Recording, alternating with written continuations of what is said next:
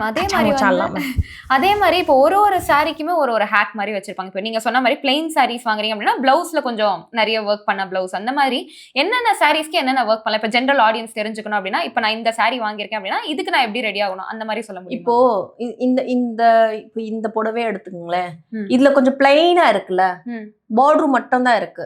So இதுக்கு நம்ம பிளைனா இருக்கிறதுனால ஓரளவுக்கு ஒர்க் இருக்கிற சாரி போட்டுக்கலாம். கச்சா மூச்சான ஒர்க் இருக்கும், கலர்ஃபுல்லா இருக்கும்னா அதுக்கு பிளைனா பிளவுஸ் போடுறது பெட்டர். Okay okay. ஸோ எவ்வளவுக்கு எவ்வளோ ஒர்க் இருக்கோ சாரில அவ்வளோ ஒர்க் வந்து நீங்க கம்மி பண்ணீங்கன்னா பிளவுஸ்ல அது நல்லா இருக்கும் ஒர்க் பொறுத்து. அதே மாதிரி கான்ட்ராஸ்டா இருக்கிறது தான் பெட்டரா இருக்கும். டிஃப்ரெண்ட் கலர் போட்டா எனக்கு பிடிக்கும்.